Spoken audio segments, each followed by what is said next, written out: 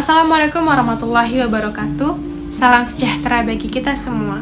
Perkenalkan, saya Giovanni Kasugianto, mahasiswa yang sedang belajar bukan hanya tentang angka, teori, dan teknologi, tetapi juga tentang hal yang paling mendasar.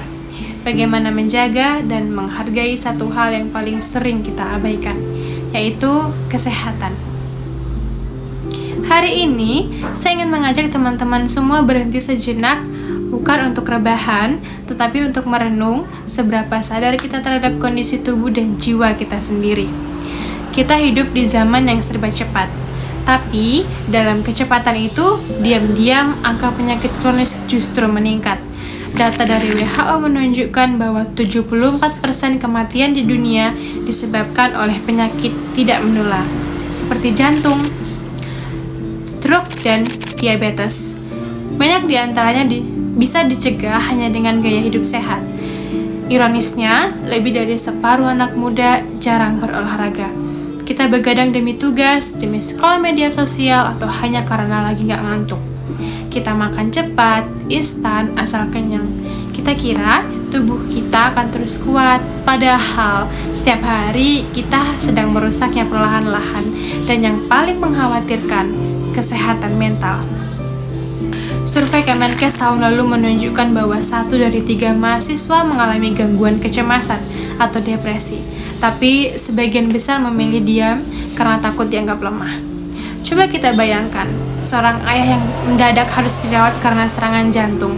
Ia selama ini sibuk bekerja, jarang istirahat, makan tidak teratur, dan selalu berkata, "Nanti saja, saya masih kuat." Tapi ketika tubuhnya menyerah, semua jadi terlambat.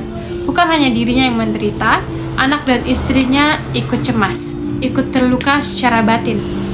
Atau seorang mahasiswa aktif, cerdas, tapi diam-diam menanggung beban mental sendirian. Ia tersenyum di luar, tapi hancur di dalam.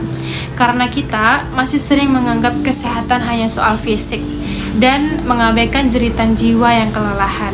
Teman-teman, kesehatan bukan hanya milik kita, tetapi milik orang-orang yang mencintai kita. Karena ketika kita sakit, yang sakit bukan hanya tubuh kita, tapi hati mereka yang merawat.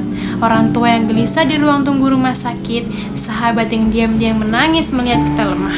Pertanyaannya, haruskah kita menunggu momen itu datang dulu, baru kita sadar? Teman-teman, menjaga kesehatan bukan hanya tentang umur panjang, tapi tentang hidup yang berkualitas. Kita tidak perlu menunggu sakit untuk mulai sadar. Kita cukup memulai dari hal kecil, minum air putih yang cukup, tidur teratur, bergerak lebih banyak, berbicara ketika lelah, dan mendengarkan tubuh ketika ia memberi tanda. Kita punya pilihan hari ini, menjadi pribadi yang bertanggung jawab atas tubuh dan jiwanya, atau menjadi orang yang menyesal di kemudian hari. Karena ingat, kesibukan bisa ditunda, tapi kesehatan tidak bisa diulang. Mari kita jaga tubuh ini, karena ini adalah satu-satunya tempat tinggal yang benar-benar tidak bisa kita tinggalkan. Sekian dari saya. Assalamualaikum warahmatullahi wabarakatuh.